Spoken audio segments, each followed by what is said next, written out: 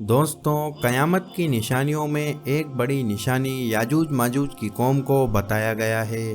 یہ وہ قوم ہیں جن سے مقابلہ کرنے کی طاقت کسی انسان کے اندر نہیں ہوگی۔ یاجوج ماجوج کی قوم دجال کے خاتمے کے بعد دنیا میں دوبارہ سے ظاہر ہوں گی۔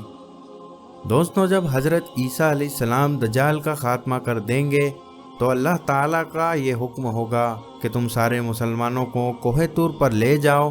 اب ہم اپنی ایسی مخلوق کو نکالنے والے ہیں کہ کسی کے اندر ان سے مقابلے کی طاقت نہیں ہے، اور وہ یاجوج ماجوج ہیں۔ یاجوج ماجوج کی قوم اس دنیا میں کسی زمانے میں آباد ہوا کرتی تھی۔ نسل کے اعتبار سے یہ قوم کوئی اور نہیں بلکہ حضرت آدم علیہ السلام کی نسلوں سے ہی تھی، اور بعض مفسرین کے مطابق یاجوج ماجوج حضرت نوح علیہ السلام کی نسلوں میں سے ہیں۔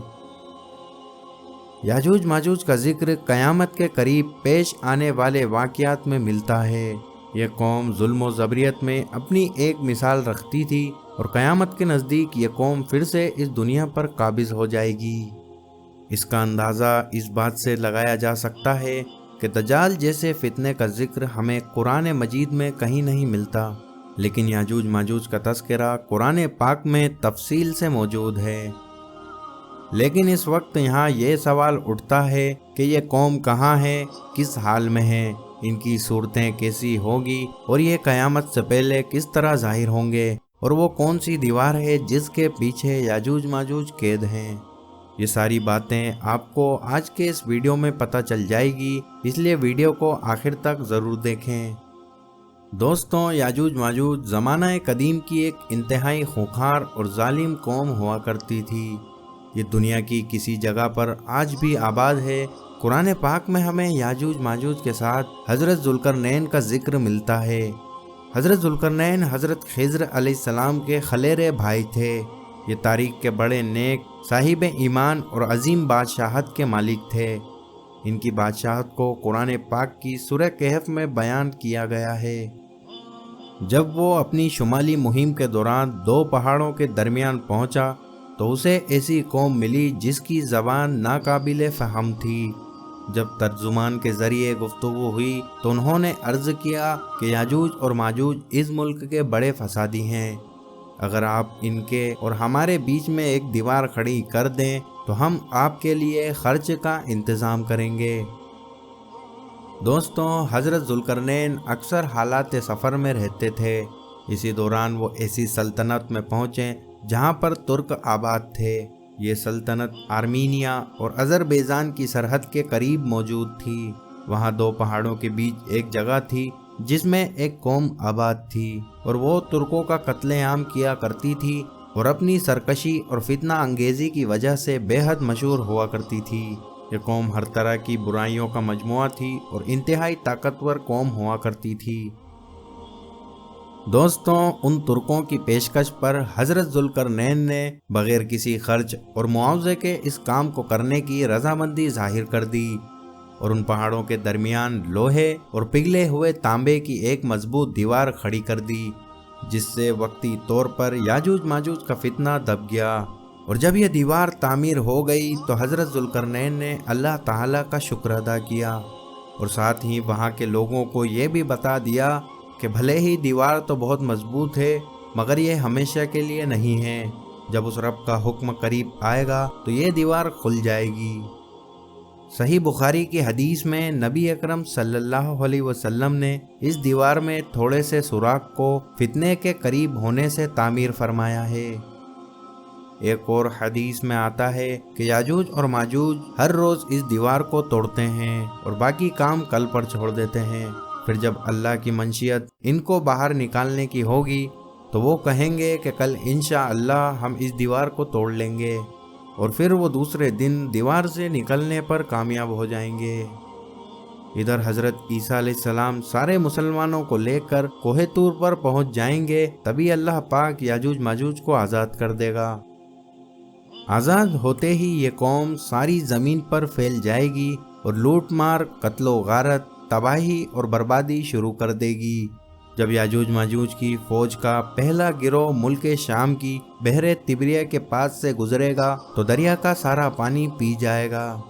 اور جب پیچھے والے لوگ دریا کے پاس پہنچیںگے تو ایک دوسرے سے کہیں گے کہ یہاں کسی زمانے میں پانی ہوا کرتا تھا، جبکہ وہ اس بات سے غافل ہوں گے کہ ابھی ابھی ان کے ساتھیوں نے پانی پیا ہے۔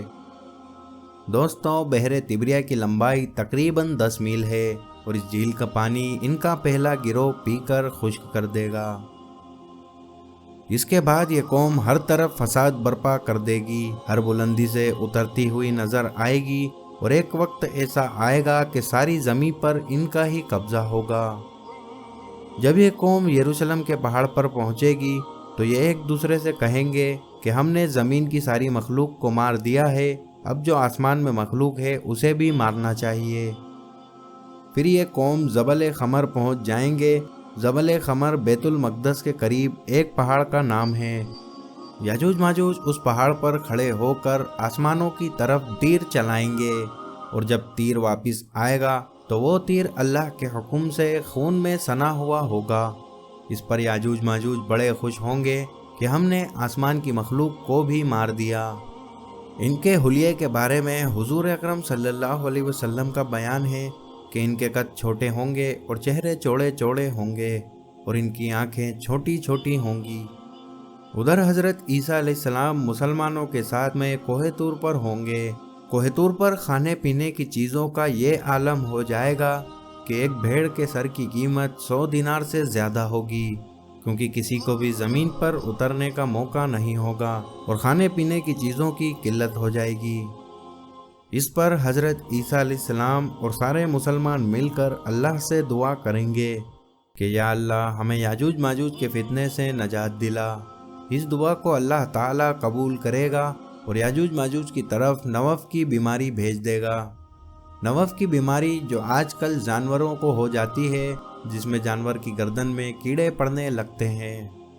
دوستوں، اللہ تعالیٰ یاجوج ماجوج کی گردن اور کانوں میں کیڑا پیدا فرمائے گا، اور وہ سب ان کیڑوں سے ہلاک ہو جائیں گے، اور ان کی تباہی کا یہ عالم ہوگا کہ جہاں نگاہ دوڑائی جائے گی وہاں پر یاجوج ماجوج کی لاشیں پڑی ہوں گی۔